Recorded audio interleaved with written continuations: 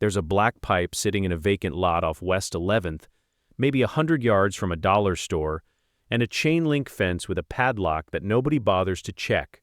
It's been there for at least 2 winters, long enough that the weeds have grown up around the base on both sides, yellow-brown now, flattened against the dirt like they gave up trying to reach the thing. The pipe is 4 feet wide, give or take, and maybe 18 feet long. Black HDPE, high-density polyethylene, the kind they use to run stormwater under roads. Most of the culvert sections you find near drainage work are 2 feet across, maybe 2.5. This one is different. This one is big enough that a grown man can crawl inside and not touch the walls. Cody Marsh walked past it 3 times before he stopped. He'd been in Tulsa 8 months by then. Originally from Broken Arrow, which is technically its own city but sits right on the edge of Tulsa like it's trying to get inside. He came into the city when he was 21, looking for work, found some for a while, warehouse work, the kind that pays $12 an hour and ends without notice, and then didn't find any more. By the time the warehouse job was gone, the apartment was gone too. He'd been staying near the river since February, in a cluster of camps under the low bridges where the city's drainage infrastructure runs parallel to the water. He knew that stretch of ground the way you get to know a neighborhood when you live in it every day. Every loading dock, every unlocked dumpster, every lot where people don't walk at night. He knew the pipe was there, he just hadn't thought about it the right way yet. The night he finally stopped and looked at it for real was a Thursday in late October. The temperature had dropped fast, the way it does in Tulsa in autumn, warm all day, then the wind off the plains kicks in after dark, and suddenly you're not in fall anymore, you're in something colder. He'd been sleeping under a tarp that week, the tarp staked at 2 corners to a section of chain link and propped on the far end with a stick. It worked in light rain. It didn't work in wind. The wind got under it and rolled it up like the tarp was something it had already decided to take. He walked back toward the lot and stood at the edge of the fence line, looking at the pipe. 18 feet long, 4 feet wide, sitting level on the ground, which meant both ends were open to whatever came in. That was the problem. A pipe like that, open at both ends, is just a tunnel. The wind moves through it. The cold moves through it. It's worse than sleeping outside in some ways, because the cylinder shape concentrates the draft and pulls it straight through. A man who'd spent any time near drainage infrastructure knew this. Cody knew it. He'd slept near smaller pipes before and learned that lesson the hard way. But this pipe was different from the smaller ones in one specific way. It was wide enough that the opening could be blocked. He thought about that for a while, standing in the cold. The question he was working through wasn't complicated, but it had steps. If you block one end of a pipe that long, you cut the wind tunnel effect. If you block both ends, you seal the air inside. Sealed air, in a space that size, will warm to whatever temperature a sleeping body produces, and then hold that temperature for hours. The pipe was black HDPE, exposed to sunlight all day, absorbs heat. It stores it in the wall of the material. By the time the sun goes down, the walls of a black pipe that's been sitting in October sun are noticeably warmer than the ambient air. Not hot, but above ambient. Warm to the touch. He wasn't thinking about any of that in those exact terms. He was thinking, if I can close both ends of that thing, it might hold heat. He walked back to camp and tried to sleep under the tarp. The wind came back around 2 in the morning. He gave up on sleep at 4 and sat up until it got light. In the morning, he walked the lot properly for the first time. The pipe was sitting on bare dirt, elevated slightly at one end by an old concrete block that had been there long enough to be partially buried. Someone had used the pipe as a trash receptacle at some point. There was a busted plastic crate near the far end, and some old cardboard wedged inside, too far back to grab without climbing in. He climbed in. The cardboard was trash, but the crate was usable. He pulled both out, set them aside, and sat inside the pipe for a minute to understand what he was working with. The inside diameter was right around 4 feet. He could sit upright, with maybe 4 inches of clearance over his head. He could lie flat with his arms at his sides and not touch either wall. The length of the pipe meant there was room to lie down, have gear at his feet, and still have empty space behind his head. The pipe smelled like plastic and old rain. The walls were smooth. No rust, no rot. HDPE doesn't rust and doesn't absorb water. The concrete block under one end gave it a very slight tilt, maybe a few degrees, but nothing that would make sleeping uncomfortable. The two open ends were the entire problem. He started thinking through what he had access to and what could physically cover a 4-foot circular opening. The obvious answer was a tarp. He had one tarp. It was big enough to cover one end if he pressed it flat against the opening and held it there. But a tarp pressed flat with no frame or fastener is going to come loose as soon as wind hits it. He needed to press it against the opening in a way that didn't require him to hold it there. He needed to fix it to the pipe somehow, which meant attaching it to a circular edge. The pipe's rim, the edge at each end, was thick enough to tie to. The HDPE wall was maybe half an inch thick. If he ran a cord around the outside of the pipe at the opening and pulled the tarp up against it, the cord would hold the tarp against the rim, like a drumhead. Not perfect, but it would hold in normal wind. He had bungee cord. He had a length of paracord he'd been keeping in his jacket. He had one tarp. One end he could do that way. The other end needed something rigid enough to stand on its own, braced against the interior wall, something that would press outward against the curve of the pipe and stay there without being tied. A piece of plywood cut to a circle would be perfect. He didn't have plywood and didn't have a saw, but he had time, and there was a dumpster behind the dollar store that he knew got refilled every Tuesday and Thursday.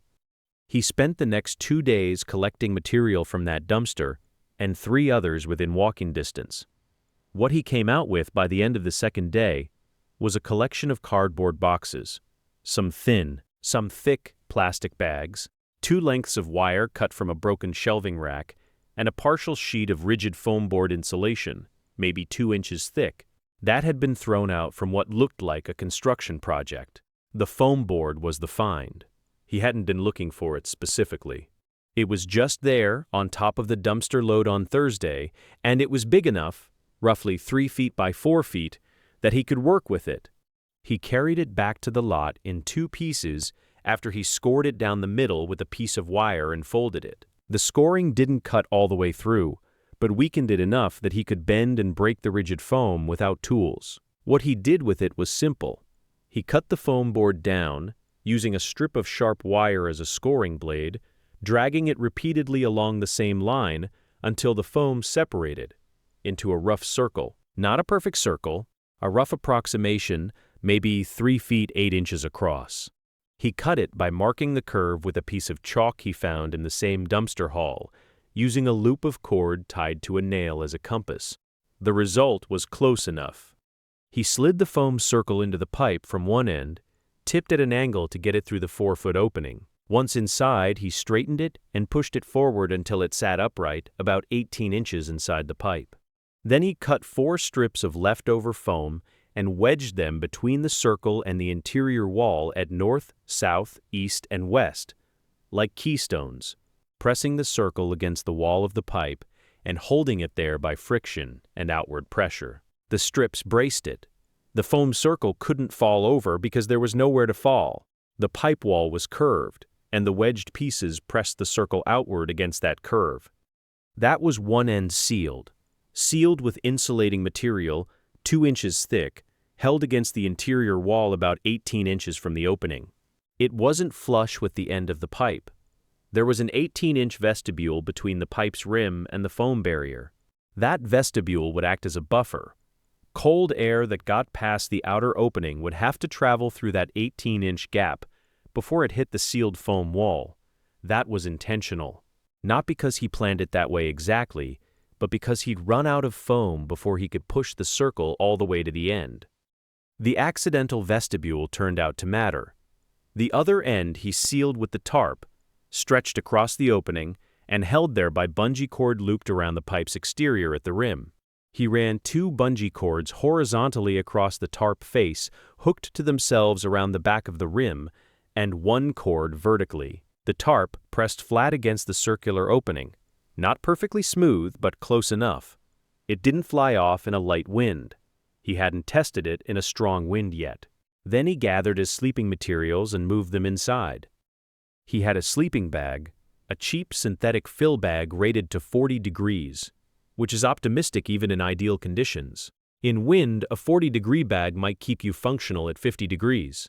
In a sealed space with no wind, the effective temperature range improves significantly because there's no convective heat loss.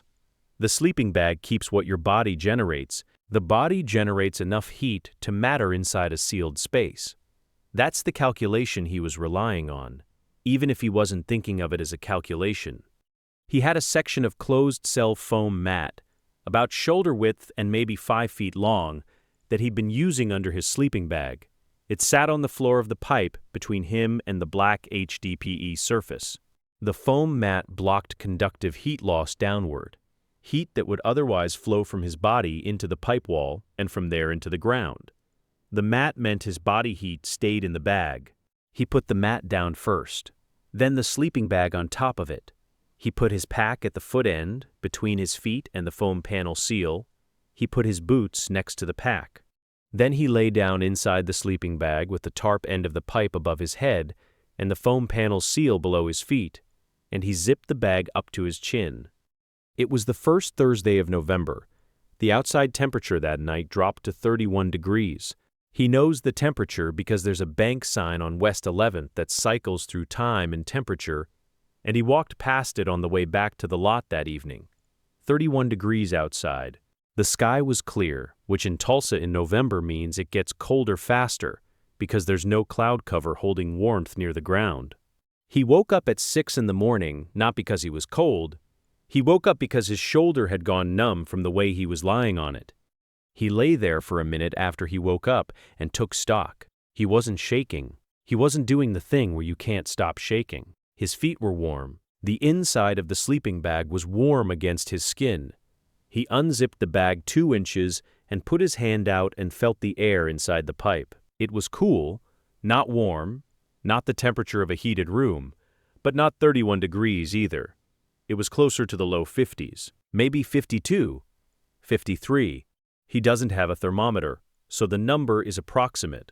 But the difference between 31 degrees and the low 50s is the difference between a night you survive and a night that feels, when you wake up, like you actually slept. He lay there another 20 minutes before getting up. The tarp was still in place. The bungee cords had held. The foam panel at the other end had not moved. He crawled out of the pipe, stood up in the early morning, and the cold hit him immediately. The shock of walking from the inside of the pipe out into 31-degree air at 6 in the morning is something he describes as significant. The pipe had been holding heat all night from 2 sources, his body and the residual warmth stored in the black pipe walls from the previous day's sun, and the outside was holding nothing. He went back inside, boiled water on a small camp stove he kept in his pack, and sat in the pipe entrance, drinking instant coffee until it was light enough to move around comfortably. He made one modification the next day. The vestibule, the 18-inch gap between the rim of the pipe and the foam panel, was letting in cold air. Not a lot. But the tarp wasn't a perfect seal, and cold air was seeping through the gaps at the edges where the bungee cord didn't press it perfectly flat. The vestibule meant that cold air pooled in that 18-inch buffer zone and cooled the face of the foam panel, which then radiated slightly cold air into the main sleeping space when the inside air circulated. The fix was simple. He stuffed the vestibule with cardboard. Not a perfect fill. He crumpled the cardboard loosely and pushed it into the gap between the tarp and the foam panel, filling the 18-inch vestibule with crumpled cardboard about as loosely as you'd stuff newspaper into a boot to dry it out. Crumpled cardboard creates air pockets. Air pockets in an enclosed space don't transfer heat or cold easily. It's the same principle as the insulation inside a wall. It's not the material itself that insulates. It's the trapped air the material creates. Crumpled cardboard inside an enclosed vestibule is insulation. After the cardboard stuffing, the cold air seeped from the tarp end stopped. Now the second question. How does the end above his head, the one with the foam panel, breathe? If the pipe is completely sealed, the air inside doesn't replenish. A person sleeping in a completely sealed space consumes oxygen and produces carbon dioxide. In a space this size, roughly 4 feet in diameter, 18 feet long, which works out to approximately 226 cubic feet of air, there's enough oxygen for a sleeping adult for several hours. The math, roughly, a sleeping adult consumes about 1.5 cups of oxygen per minute. 226 cubic feet of air contains roughly 21% oxygen, which is about 47 cubic feet of usable oxygen. At 1.5 cups per minute, a sleeping adult will deplete that oxygen in around 12 to 13 hours. He's sleeping 7 hours. Not in the danger zone, but not something he's thought through explicitly. What he has thought through is ventilation, in a practical rather than numerical way. The foam panel at the foot end is not wedged perfectly airtight. The 4-strip wedges press it against the interior wall, but there are small gaps at the top and sides where the fit isn't perfect. A very slow exchange of air happens through those gaps. Cold air doesn't rush in, because there's no pressure differential to drive it, but the slow diffusion of gases means the air inside isn't completely static. It's enough. He's slept 6 nights in the pipe by the time this story catches up to him, and he's woken up with a headache on 2 of them. Early mornings after nights he had the cardboard vestibule stuffed particularly tight. On those mornings, he unstuffed the cardboard a little, leaving gaps, and the headaches stopped. He doesn't attribute the headaches to carbon dioxide. He thinks they were from the cold getting in when the cardboard was loose, and him not sleeping well. The explanation fits the evidence he has access to, even if it might not be the actual cause. He adjusted the cardboard either way. What he has also noticed, over 6 nights, is the difference between nights when he closes the pipe up before full dark and nights when he closes it after. When he seals the pipe, while the pipe walls are still warm from the day, before the sun has been down for more than an hour or 2, the interior starts warmer, and his body has less work to do to bring the temperature up to comfortable. When he seals it late, after the pipe walls have already cooled, he spends an extra hour in the sleeping bag before the interior warms to the point where he can stop shivering. He's adjusted his routine. He's in the pipe, sealed, by 5:30 in the evening when the days are short. By the end of the first week, he'd added 2 things. The first was a section of black plastic sheeting, the kind used as a vapor barrier in construction, draped over the outside of the pipe from one end to the other, and weighted down on both sides with chunks of broken concrete from the lot edge. The sheeting wasn't for waterproofing. The pipe itself doesn't leak. The sheeting was for wind. Exposed to open air, even a sealed pipe loses heat through its walls when cold wind moves across the surface. The wind draws heat away from the exterior. The plastic sheeting held off the pipe surface by a few inches, where the concrete chunks lifted it on either side, created a dead air layer between the sheeting and the pipe wall. Dead air between 2 surfaces is insulation. The wind moved across the plastic, not across the pipe. It looked, from the road, like a section of pipe covered in plastic, which it was. Nobody stopped. The second addition was a reflective emergency blanket, the thin mylar kind that comes folded in a first aid kit. Spread inside the pipe between the foam mat and the pipe wall, curved up the sides like a cradle. He'd found the blanket in the same dumpster run that produced the foam. Mylar reflects radiant heat back toward its source. His body produced radiant heat all night. The mylar reflected some of that heat back at him instead of letting it move into the pipe wall and from there into the ground and air. It also made the inside of the pipe look like the inside of a space capsule, which Cody found, he admits, quietly satisfying. He's 22. There is something in a 22-year-old that responds to having built a thing out of nothing that actually works. The problem with the pipe, that no modification could fix, was the floor. HDPE is smooth, it doesn't flex. Lying on a closed-cell foam mat on a smooth, slightly curved surface for 7 or 8 hours, every night put pressure on his hips and shoulder. By the end of the first week, both hip bones were sore, in the way that tells you something is being compressed that shouldn't be compressed consistently. He added a second layer under the foam mat, cardboard folded double, which doesn't solve the curve of the floor, but adds a small amount of compressibility. It helped some. Not enough. He found a section of moving blanket, the thick quilted kind that furniture movers use, folded into quarters and left next to a dumpster behind an apartment building, 4 blocks from the lot. He brought it back and laid it on top of the foam mat, under the sleeping bag. The combination of cardboard foam and moving blanket gave him enough cushion that the hip soreness eased within 3 days. This is what the inside of the pipe looks like now, in the order from floor to surface. Bare pipe, cardboard folded double, closed cell foam mat, moving blanket folded flat, sleeping bag, Cody. On the walls from the mylar out, mylar emergency blanket, curved up the sides, air gap, HDPE pipe wall, air gap, plastic sheeting, outside world. When he seals it at 5:30 and opens it in the morning, the interior has never been below 42 degrees. He does not have a thermometer. He estimates temperature. From experience, he knows what 40 degrees feels like in a sleeping bag. He knows what 50 feels like.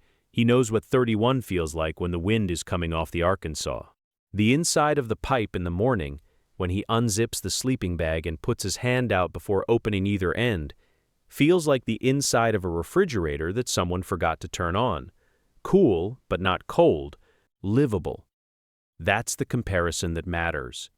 Outside the pipe on the worst nights he's been in Tulsa, 31 degrees, wind at maybe 15 miles an hour, no cover. Under the old tarp before the pipe, shivering by midnight, unable to sleep, spending 4 hours waiting for light. Inside the pipe on those same kinds of nights. 7 hours of sleep, woke up because of the shoulder, not because of the cold. 2 different experiences.